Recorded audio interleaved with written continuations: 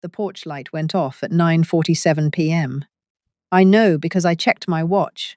I was standing on the front steps of my son's house in a wool coat that hadn't been warm enough since 2019, holding a Tupperware of fudge and a wrapped box of pajamas for my granddaughter. There was snow on the toes of my boots. The wind was coming off the lake the way it always does in late December, sharp, with teeth. I had rung the bell 3 times. I had knocked twice, the second time harder, the way you knock when you're starting to think the bell isn't working. I had stepped back to look at the upstairs windows. Lights on in the master bedroom.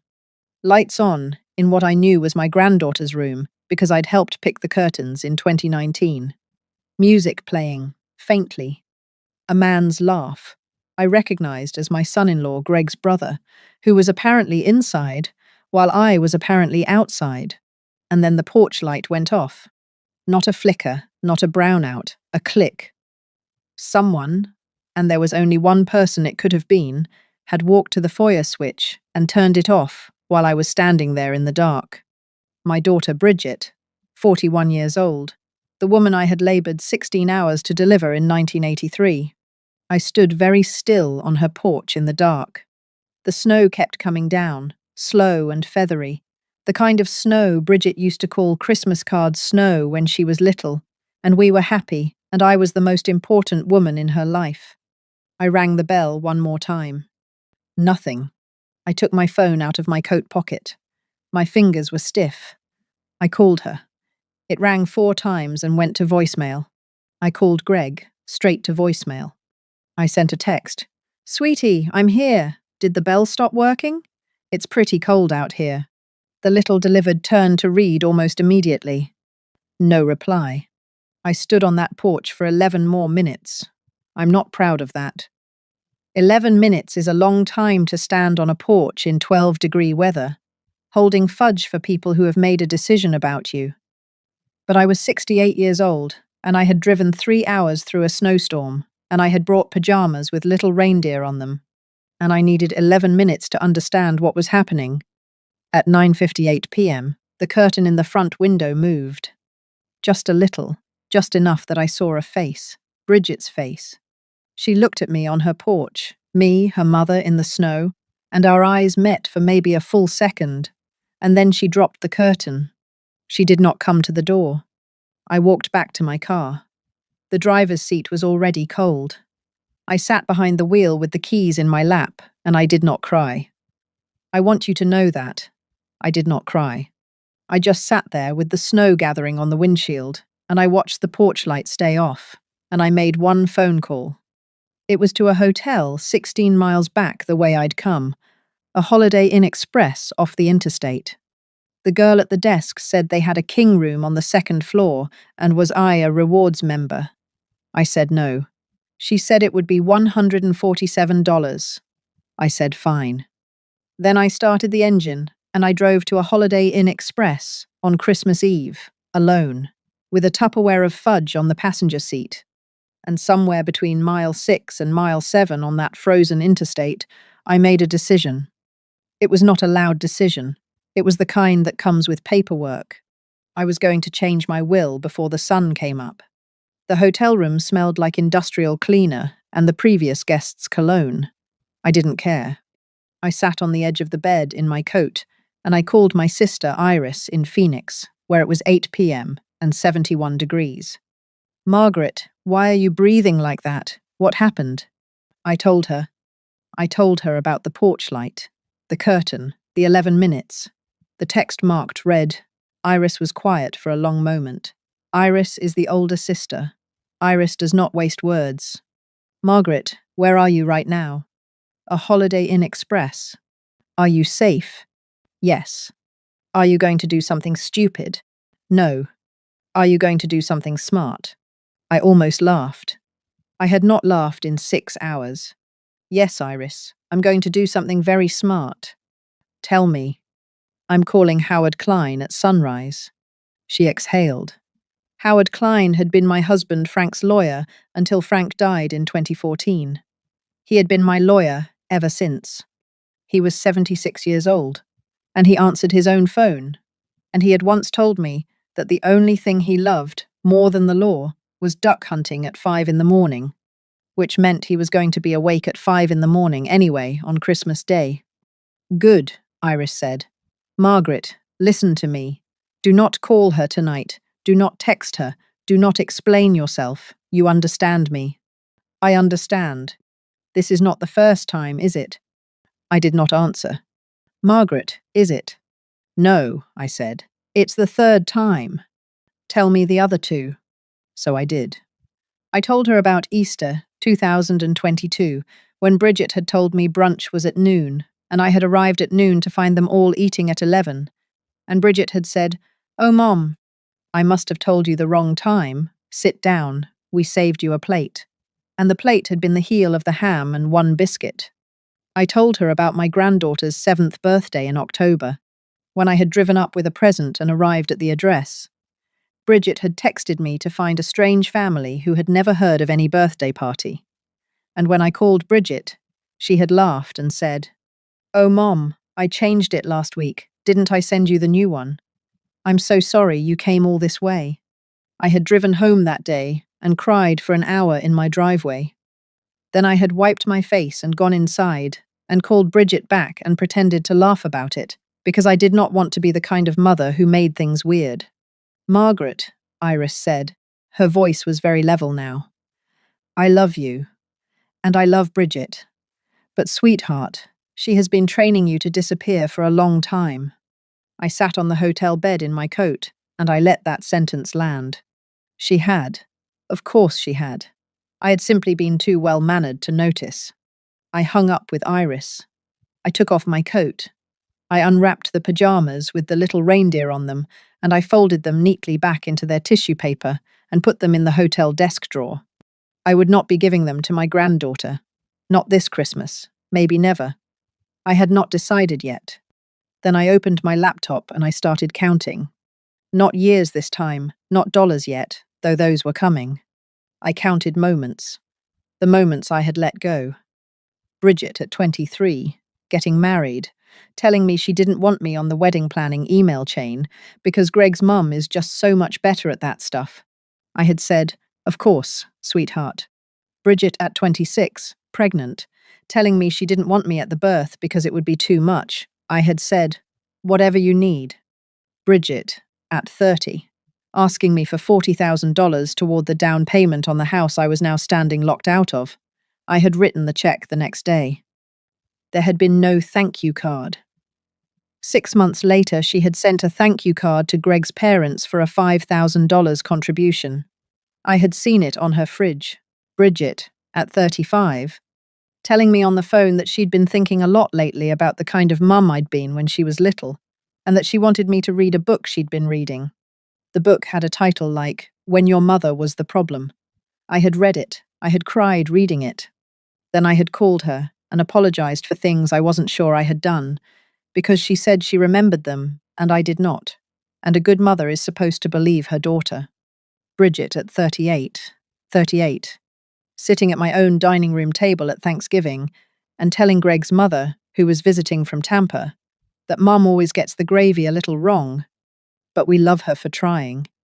And everyone at the table had laughed, including me.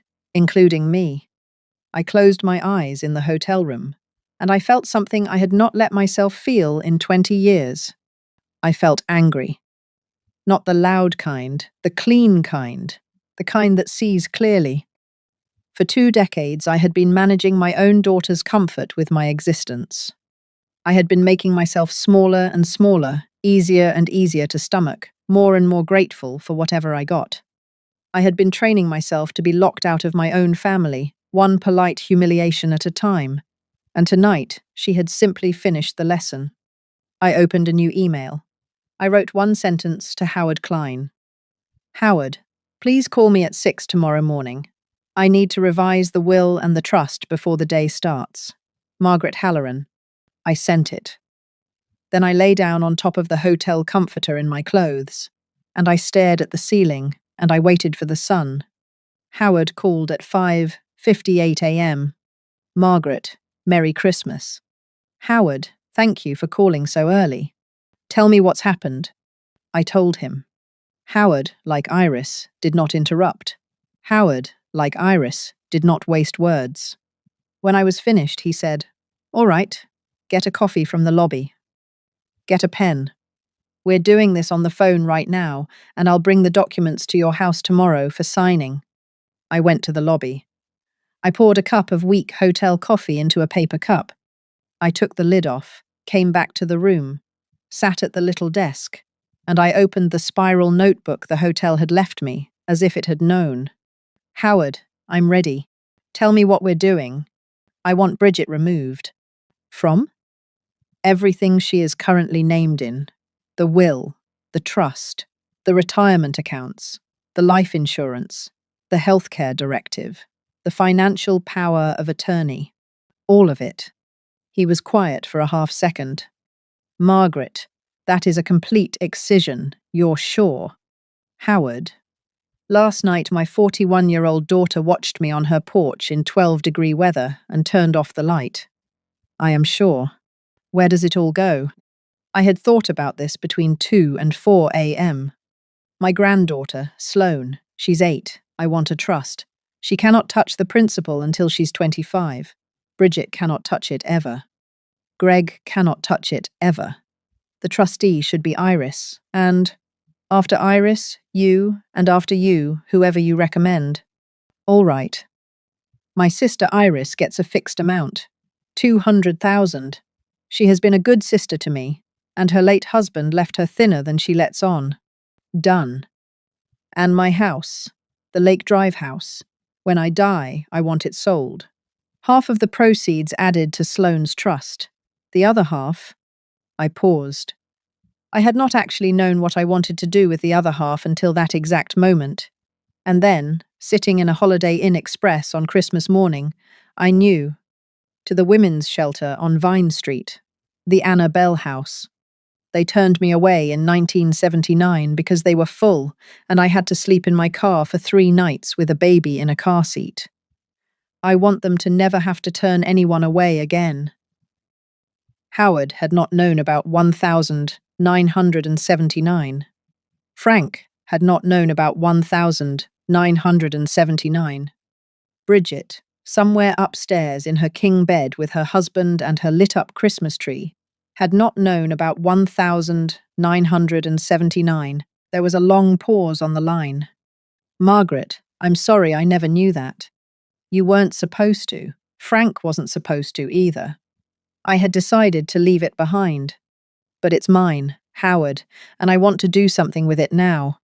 "All right, Anna Bell house. Half the proceeds. I'll draft it today." "One more thing." "Yes. The loan." "Which loan?" "The 40,000 for the down payment in 2014. They signed a note." Frank insisted. "I remember. They've never paid. I want it called in. Full balance plus interest. Certified mail. 30 days. He whistled very softly. "Margaret, with interest. That's going to be—" "Run it for me." He ran it. The number was just over $58,000. "Send it," I said. "Today, if you can." "Margaret, it's Christmas." "Howard, they locked me on a porch." "It goes out today." We talked for another 40 minutes. By the time we hung up, the sun had come up over the parking lot of the Holiday Inn Express, and the snow had stopped, and a single crow was sitting on the roof of my car, and I had revised every legally binding document of my adult life before most of the country had opened its presents. I went down to the breakfast bar at 7, and I ate a hard-boiled egg and a piece of toast. The girl behind the counter, a different one, younger, with a small reindeer pin on her name tag, said, "Merry Christmas, ma'am." I looked at her.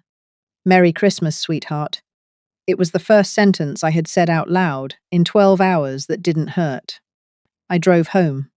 The interstate was almost empty on Christmas morning. Just truckers and a few sad-looking sedans like mine. I drove with the radio off. I thought about Sloane, about what I would tell her, eventually, about why Grandma stopped coming to the house with the curtain in the window. When I got home, I let myself into my own house with my own key, and I stood in my own foyer, and I took my coat off, and I hung it up. The house was quiet. Frank had been gone almost 11 years now, but the hooks he'd installed were still there, and I had been hanging my coat on his hook every day since, because some habits are how we keep loving people. I made tea. I sat in the kitchen. I called Iris back. "It's done," I said. "All of it?" "All of it." "Margaret, how do you feel?" I considered. "I feel," I said slowly, "like a woman who just took her own life back without breaking anything." Iris started to cry. Iris never cries. "I love you, Margaret." "I love you too." The phone call started at 11:14 I was washing the breakfast dishes when the first one came. Bridget Mobile. I dried my hands on a towel. I let it ring out. It rang again at 11:17. I let it ring out. 11:23, 11:31, 11:44. At 11:52, a voicemail came through. I listened to it standing at the sink. "Mom, hi. Oh my God, I just saw your text from last night, and I am Mom. We didn't hear the bell. I swear to God, I had no idea you were even outside. I thought you were getting in tonight. I am so sorry. Sloane is asking about you. Where are you? Are you home? Call me back, please. I feel awful." We all feel awful. I noticed the order. "Sloane is asking" came after the apology, like a heat-seeking missile. I noticed the line. "I had no idea you were even outside." I noticed it because I had seen her face in the window. I noticed because the porch light had not turned off by accident. I deleted the voicemail. I went and got my notebook, and I wrote down, word for word, what she had said. I wrote down the time of every missed call. I was not building a case for a court. I was building a case for myself, against the version of me that, 3 years from now, or 5, might start to believe a softer story. The calls kept coming. Bridget, Bridget, Greg, once, Bridget. By 2 p.m., there were 19. At 3:17 p.m., she sent a text that said only, "Mom, please, it's Christmas." I read it. I put the phone face down. I went into my closet, and I got down the box of Frank's old sweaters that I had never been able to give away. And I put on his thick grey cardigan. And I sat in his reading chair. And I did not answer. Some doors don't need to be slammed. Some doors just need to stay closed long enough that the people on the other side finally hear the silence. The certified letter from Howard arrived at Bridget's house on December 29. I know, because Bridget called me 36 minutes after the mail truck would have come through her neighborhood. This time she did not leave a voicemail. She left 17. I listened to 2 of them. I will not transcribe them here. I will tell you the shape of them. They started with confusion. Then they moved to panic.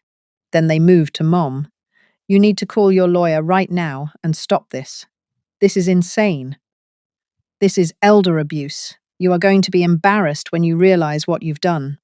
The phrase elder abuse almost made me laugh out loud. Elder abuse. From the woman who had locked her 68-year-old mother on a porch in 12-degree weather. I deleted them all. That night, I called Howard. "She's going to come here, Howard." "Probably." "She's going to bring Sloane." "Probably." "What do I do?" "Margaret, you're a grown woman. You don't have to open the door. And if you do, you don't have to have a long conversation. You can simply tell her that the matter is in my hands now, and she should communicate through my office." That feels cold. "Margaret, she turned off the porch light." I sat with that. "Howard, you're a good lawyer." "I'm an old lawyer. Sometimes that's the same thing." She came on December 30 at 4. 0 inches the afternoon. Alone. No Sloane, thank God.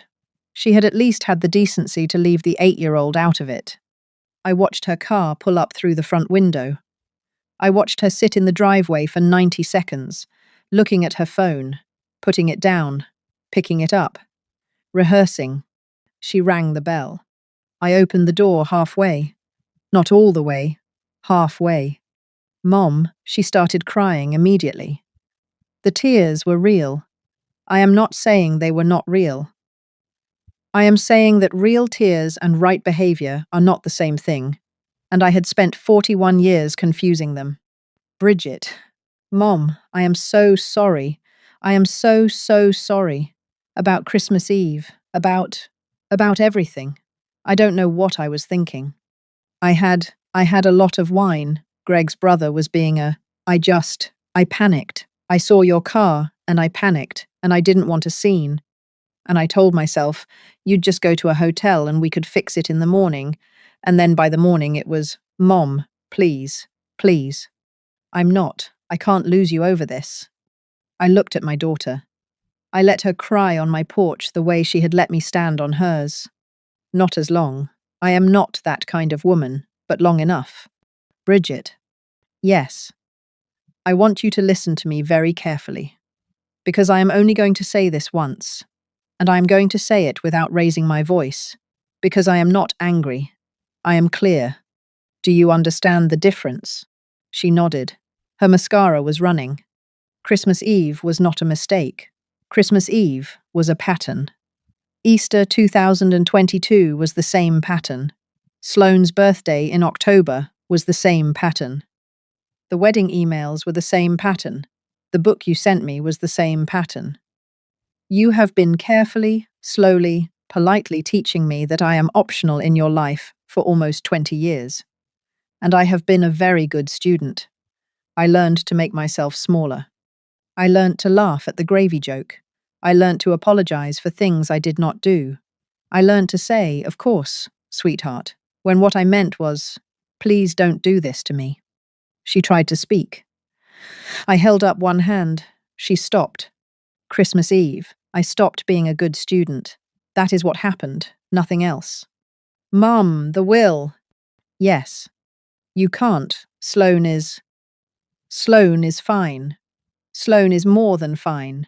Sloane has a trust that you and Greg cannot touch under any circumstances, and that she will receive when she is 25 and able to make her own decisions about who her grandmother was. You're cutting me out. No, Bridget, you cut me out. I am simply updating the paperwork to reflect the room you have made for me, which is none. Mom. The loan is in Howard Klein's hands now. Please do not call me about the loan. Call him. Mom, please. I love you. I looked at her. My daughter, the baby. I had labored 16 hours to deliver in 1983. The little girl who had once made me a Mother's Day card, with a heart so big it had filled an entire piece of construction paper. I loved her too. I would love her until the day I died. That had not changed, and it was not going to change. But love, I had learned at 9:47 p.m. on December 24th, was not the same thing as access. I love you too, Bridget. And I closed the door. I did not see her again that winter. I did not block her, but I stopped answering. Howard handled the loan correspondence. The 30-day deadline came and went. The matter, as Howard delicately put it, moved into a different posture. I did not ask what that meant. I had decided I was going to live the rest of my life without watching the consequences land on people who had earned them.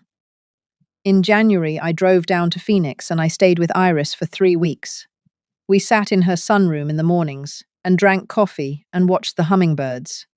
She did not ask me about Bridget. I did not bring her up. We talked about Frank. We talked about our mother. We talked about a man at her church Iris had been thinking about, which was the closest Iris had come to admitting interest in anyone since her husband died. I came home in February. I joined a book club at the library. I started swimming again at the rec centre. Slow laps. 3 mornings a week. I went to the Annabelle house and met the director, a woman named Rosalind, and I told her what was coming to them in my will. And Rosalind held my hand for a long time and said, Margaret, there is a woman sleeping in our parking lot tonight because we are full. You are saving her granddaughter. I cried then. The first real cry since the porch. In March, Sloane called me. She had used the iPad, the way kids do now. Her small face filled my phone screen. She was sitting on her bedroom floor, the pink curtains I had picked out behind her. Grandma. Hi, sweet pea.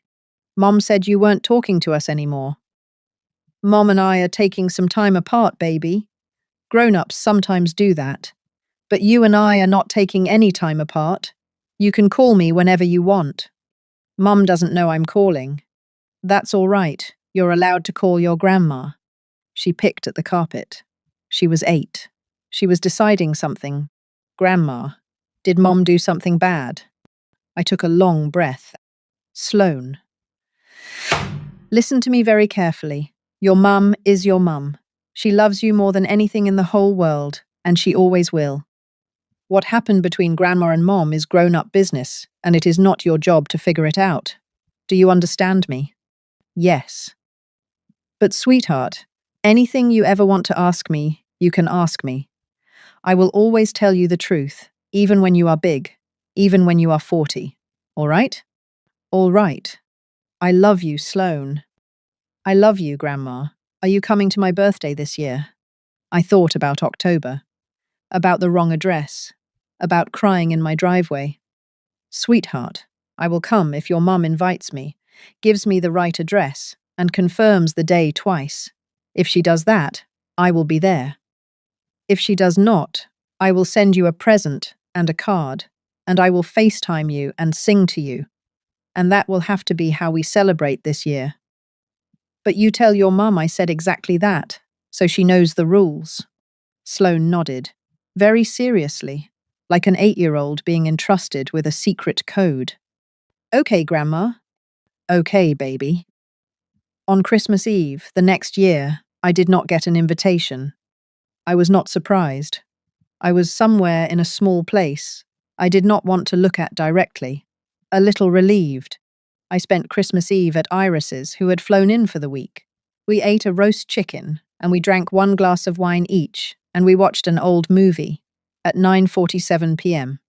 And I checked, because of course I checked. I was on Iris's couch, in slippers, with my sister's head on my shoulder, and the porch light at my own house was on, and was going to stay on, because I was the woman who controlled the switch now. Before I went to bed, I wrote in the small notebook I had started keeping after the Holiday Inn Express. They turned off the porch light. So I turned on every light in a house they will never own. Then I closed the notebook, and I slept the way a woman sleeps when she has finally stopped standing in the snow waiting to be let into a home she paid for, raised someone in, and survived long enough to leave behind to better hands.